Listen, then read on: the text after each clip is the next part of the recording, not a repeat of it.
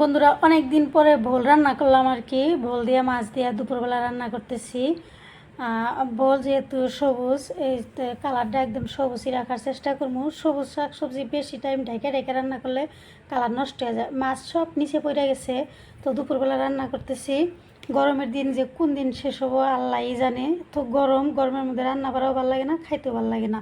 আর এদিকে হইলো আমি এই যে বেগুন ভাজি করতেছি মাছের তেল দিয়ে। আমি মাছের তেলটা প্রচুর বেগুন ভাজি করি, আপনারা দেখেন আর কি। মাছের তেল খাওয়া যেহেতু অনেক ভালো আর কি।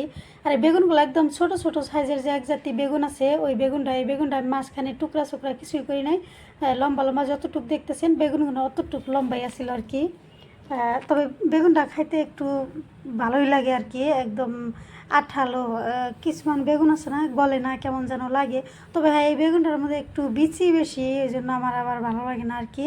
কিন্তু এমনি ভালোই লাগে আর কি। এক ধরনের বেগুন আছে না, একদম বড় বড় বেগুন, কালো, ওই বেগুনটা আমার কাছে ভালো লাগে না, পানচে লাগে কেমন যেন খাইতে।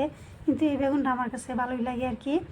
আমি বেগুন ভাজি করতেছি মাছের তেল দিয়ে। পেঁয়াজের পরিমাণটা একটু বেশি দিছি, আমার কাছে পেঁয়াজ বেশি করে দিলে খাইতে ভালো লাগে।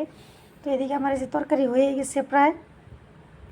আমি এখন গ্যাসটা বন্ধ করে দিলাম। আমি এই বোলের তরকারিতে একটু পানি দিছিলাম না, বোলের থেকে যতটুকু পানি বাড়িছে ওইটুকাতে আমার তরকারি সেদ্ধ হয়ে গেছে, হইলো কি কয় রান্না হয়ে গেছে বন্ধুরা। তো আমি তরকারিটা এই যে আমি গ্যাস বন্ধ করে দিচ্ছি, দেওয়ার পরে হইলো কি কয় ভাজি বানামো। ভাজি আমার এই যে হয়ে গেছে, ভাজি হয়ে গেছে। দুপুরবেলা এটাই আমার খাবার।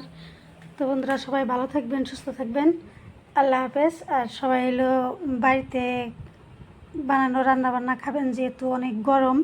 বাইরের বস্তু খাইলে শরীরের অসুবিধা হইতে পারে। আমগো আসামে তো অবস্থা বহুত খারাপ আর কি, বৃষ্টি পানি অনেক অসুবিধা, মানুষের যে কত বেমার হবো আল্লাহই জানে।